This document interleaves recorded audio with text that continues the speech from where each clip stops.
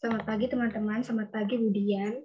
Kami dari kelompok 5 ingin mempresentasikan tentang perjalanan bangsa dalam teks cerita sejarah. Di sini kami beranggotakan saya sendiri, Laudel Naya, Giraldo Daud, Hizki Ohara, Maleka Rafli, Redemptus Evan, dan Bianca Abigail. Subbab teks cerita sejarah adalah A. Menentukan informasi penting dalam teks sejarah, B. Nilai-nilai dalam teks cerita sejarah, C. Menelaah kebahasaan teks cerita sejarah, dan D. Menyusun teks cerita sejarah pribadi. Bagian A. Menentukan informasi penting dalam teks cerita sejarah. Pengertian teks cerita sejarah. Teks cerita sejarah adalah teks yang memuat peristiwa masa lalu yang memiliki unsur latar belakang, tokoh, nama tempat, peristiwa sejarah, waktu, dan lain-lain. 2. Ciri-ciri teks sejarah. A. Disajikan secara kronologis. Disajikan secara kronologis artinya disajikan secara berurutan berdasarkan urutan waktu suatu kejadian peristiwa sejarah. B. Menampilkan latar masa lalu. C. Berbentuk teks cerita atau recount, artinya menceritakan kembali pengalaman masa lalu secara kronologis dengan tujuan memberi informasi atau sebagai hiburan bagi pembacanya. D. Isi berupa fakta atau fiksi. Isi berupa fakta atau fiksi tetap berlatar belakang fakta. Nah, artinya cerita teks sejarah yang dapat bertemakan fiksi, namun unsur-unsurnya dan latarnya tetap merupakan fakta sejarah yang ada. E. Menggunakan konjungsi temporal, artinya merupakan kata penghubung yang memberikan penjelasan hubungan waktu dari dua peristiwa. Ketiga, jenis-jenis teks cerita sejarah. A. Teks cerita sejarah berdasarkan fakta sejarah. Sesuai dengan sejarah yang ada di masa lalu, maupun itu tokohnya, latarnya, dan kronologi peristiwanya sesuai dengan fakta yang ada. Contohnya adalah biografi Gus Dur karya Greg Barton. B. Teks cerita sejarah fiksi. Biasanya teks cerita sejarah fiksi ini mengambil latar belakang peristiwa dan tokohnya secara fiktif. Namun, di lain dua hal ini semua benar adanya dan sesuai dengan fakta sejarah. Contohnya Lingkar Tanah, Lingkar Air, karya Ahmad Tohari. 4. Informasi penting dalam teks cerita sejarah. Bagian A, informasi dalam teks cerita atau novel sejarah. Ini menentukan informasi penting dalam teks cerita sejarah. Kita harus paham dulu apa isi sejarahnya. Langkah-langkah untuk mengetahuinya adalah dengan membaca teks cerita atau novel secara seksama, lalu mengidentifikasi pokok isi dalam teks dan mencatat pokok isi dalam teks. B. Unsur pembangun dalam cerita sejarah. Unsur pembangun dalam cerita sejarah terbagi menjadi dua, yaitu unsur intrinsik dan ekstrinsik. Unsur intrinsik terdiri dari tema, alur, penokohan, sudut pandang, latar, dan amanat. Untuk unsur ekstrinsiknya adalah rekaman kebesaran, ketinggian, kegemilangan pemerintah, dari segi corak penceritaan, unsur keagamaan, unsur politik, unsur ekonomi, dan unsur sosial.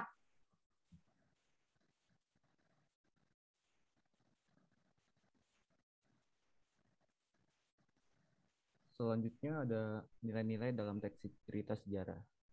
Cerita sejarah menceritakan kehidupan pada masa lampau, baik berhubungan dengan peristiwa sejarah maupun berlatar waktu sejarah. Oleh karena itu, cerita sejarah juga mengandung nilai-nilai dalam kehidupan masa kini. Lalu nilai-nilai apa saja yang terdapat dalam teks sejarah ini? Yang pertama ada nilai moral. Nilai moral atau etik merupakan nilai yang menggambarkan perilaku dan pembentukan akhlak yang baik, atau bisa disebut perbuatan baik dan buruk yang menjadi dasar kehidupan manusia dan masyarakatnya. Biasanya nilai ini dapat diketahui melalui deskripsi tokoh, hubungan antar tokoh, dialog, dan lain-lain. Yang kedua ada nilai religius atau nilai agama. Merupakan nilai yang berhubungan dengan norma-norma agama. Biasanya nilai ini dapat diketahui dengan simbol agama tertentu, kutipan atau dalil dari suatu kitab suci, dan penggambaran nilai-nilai kehidupan yang dilandasi ajaran agama yang bersifat universal. Atau bisa juga dijelaskan nilai yang berkaitan dengan nilai ajaran keagamaan dan keterkaitan antara manusia dengan Tuhannya sebagai sumber ketentraman dan kebahagiaan. Yang ketiga ada nilai budaya. Nilai yang berkaitan dengan pemikiran, kebiasaan adat, dan hasil karya cipta manusia. Nilai budaya juga merupakan nilai yang bisa kita dapatkan dari kebiasaan adat dan pola pikir masyarakat dalam sejarah yang dihubungkan dengan kehidupan nyata. Biasanya nilai ini dapat diketahui dengan penggambaran adat istiadat, bahasa dan gaya bicara tokoh yang mencerminkan bahasa tertentu dan kebiasaan yang berlaku pada tempat para tokoh. Yang terakhir, yang keempat ada nilai sosial. Nilai yang berhubungan dengan masalah sosial dan hubungan manusia dengan masyarakat.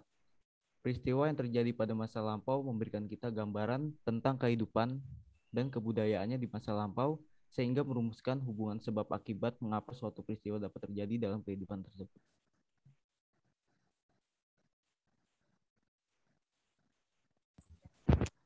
Yang bagian C, menelaah kebahasaan teks cerita sejarah. Berikut ini kaidah-kaidah kebahasaan yang digunakan dalam teks cerita sejarah. Yang pertama, ada pronomina atau kata ganti. Dalam teks sejarah, untuk mengganti nama orang atau sesuatu secara tidak langsung. Kata ganti ini dibagi menjadi 3 jenis. Ada kata ganti orang pertama, contohnya saya, aku, hamba, kami, dan sebagainya. Yang kedua, ada kata ganti orang kedua. Contohnya, kamu, engkau, tuan, saudara, dan sebagainya. Yang ketiga, kata ganti orang ketiga. Contohnya, dia, ia, beliau, atau mereka. Lalu yang kedua, ada kalimat bermasa lampau. Dalam teks cerita sejarah, kalimat ini digunakan untuk menyatakan masa lampau atau tahun-tahun yang sudah berlalu. Contohnya, pada zaman dahulu, orang-orang pedesaan hanya mengandalkan penghasilan dari bercocok tanam. Yang ketiga, ada keterangan. Dalam teks sejarah, keterangan ini digunakan untuk memberikan keterangan yang menunjukkan peristiwa, waktu, dan tempat. Keterangan dibagi menjadi 8, yaitu ada keterangan tempat, keterangan waktu, keterangan alat, keterangan tujuan, keterangan cara, keterangan penyerta, keterangan perbandingan, dan keterangan sebab. Yang keempat, ada verbal material atau kata-kata tindakan yang dalam teks cerita sejarah digunakan untuk menunjukkan aktivitas atau perbuatan nyata oleh orang atau kelompok. Misalnya mendorong, membaca, menulis, dan sebagainya. Yang kelima ada konjungsi temporal, kata hubung waktu. Dalam teks cerita sejarah digunakan untuk menunjukkan urutan waktu pada peristiwa yang diceritakan. Contohnya, selanjutnya, setelah itu, dan yang lain-lain. Contoh kalimatnya, Soekarno bersama rekan-rekannya membuat naskah proklamasi. Kemudian, memproklamasikan kemerdekaan pada tanggal 17 Agustus 1945.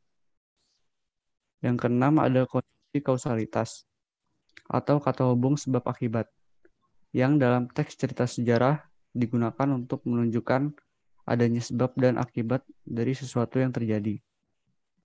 Contohnya, oleh karena itu, oleh sebab itu, dengan begitu, dan yang lain-lain. Contoh kalimatnya adalah pemerintah akan terus merebut kemerdekaan yang menjadi hak setiap negara. Oleh karena itu, mereka berani berperang melawan penjajah.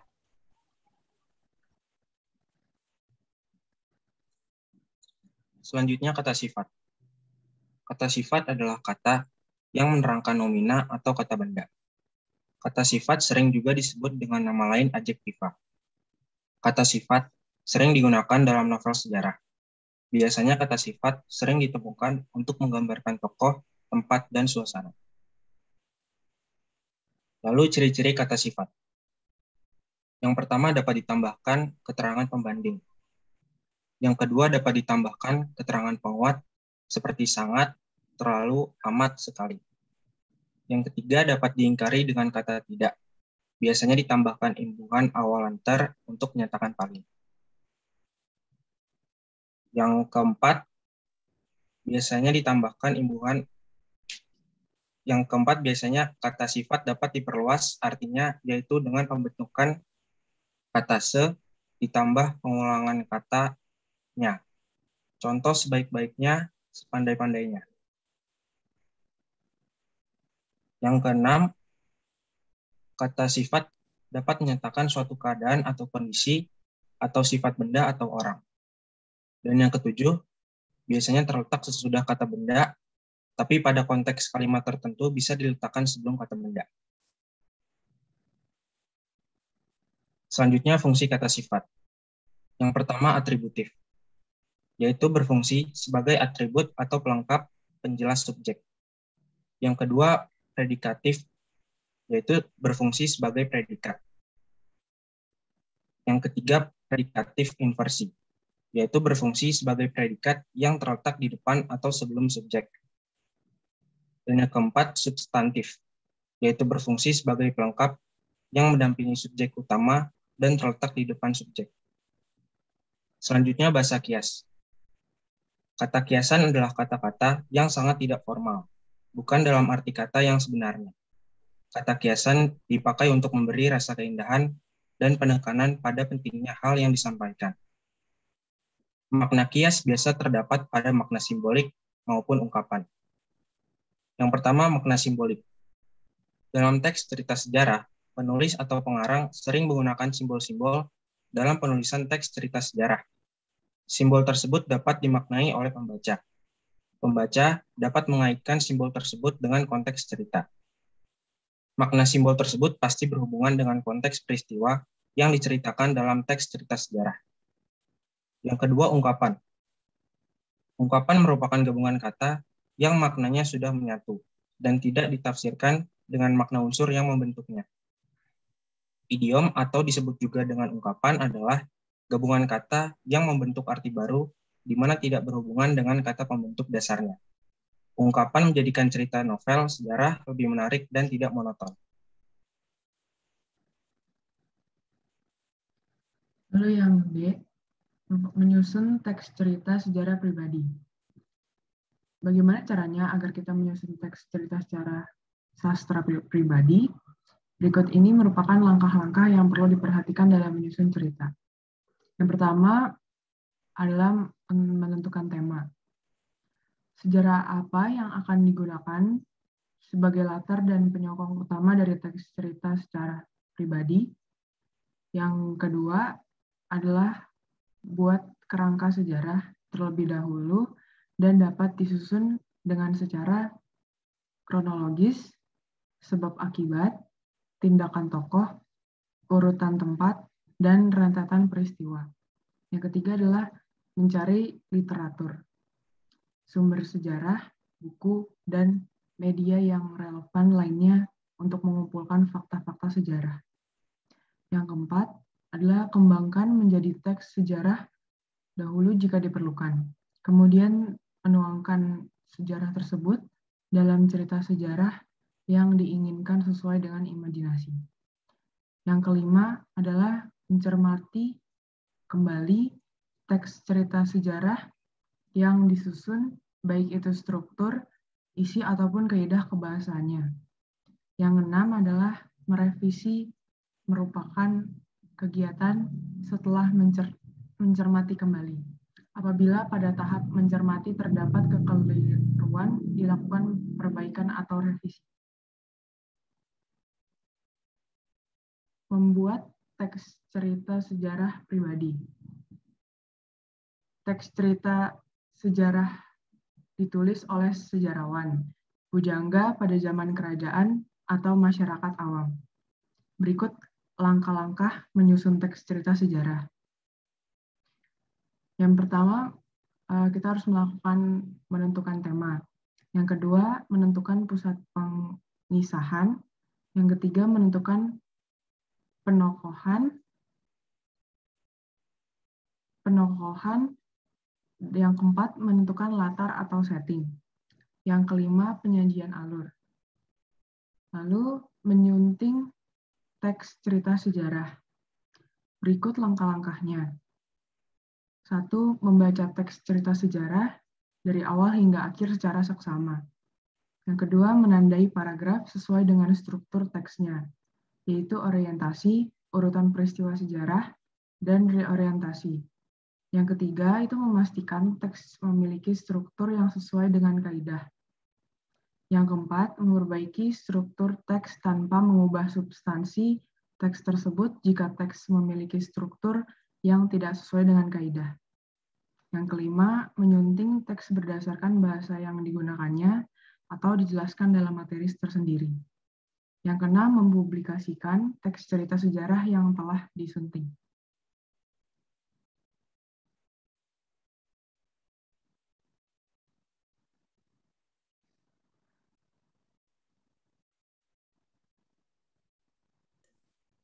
Berikut adalah contoh dari teks cerita sejarah seperti yang bisa kita lihat di sini.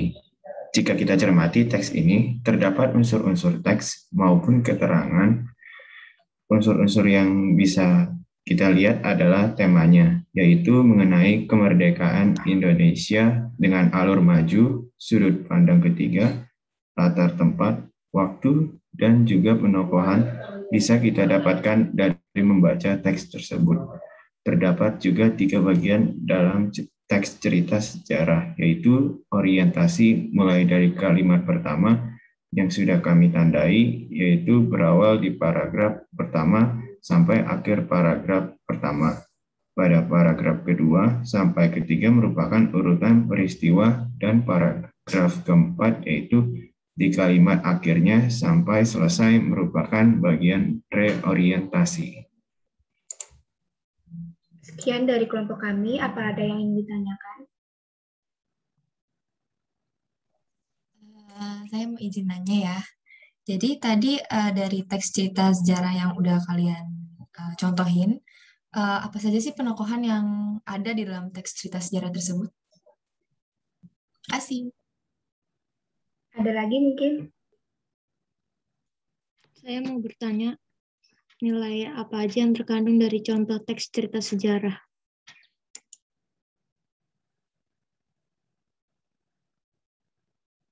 Sudah? Saya ingin bertanya, kenapa teks cerita sejarah itu penting? Oke, udah cukup ya.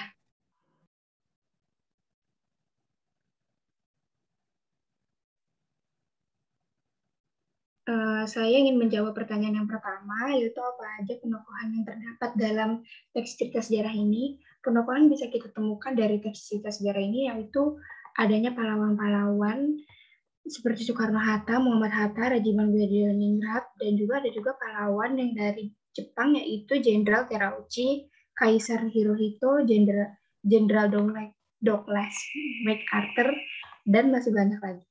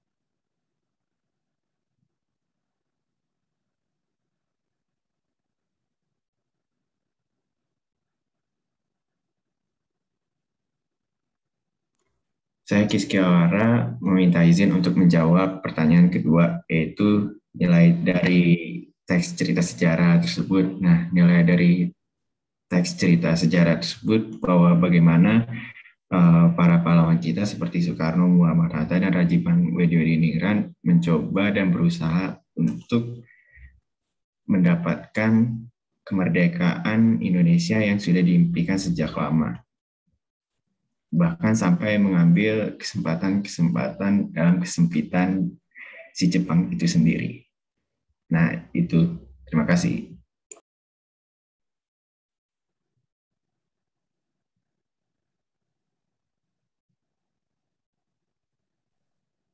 Baik, berikutnya saya akan menjawab pertanyaan Mengapa teks cerita sejarah itu penting?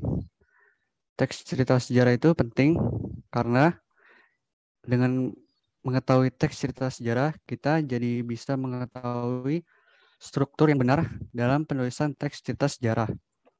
Selain itu, kita juga dapat mengetahui nilai-nilai dalam teks cerita sejarah itu sendiri yang bisa kita jadikan sebagai pelajaran bagi kehidupan kita sehari-hari. Selain itu, kita juga mengetahui bagaimana cara menulis teks cerita sejarah yang benar dan dapat dikembangkan menjadi teks fiksi. Terima kasih. Sekian jawaban kami atas 3 pertanyaan yang sudah diberikan. Atas perhatiannya kami ucapkan terima kasih.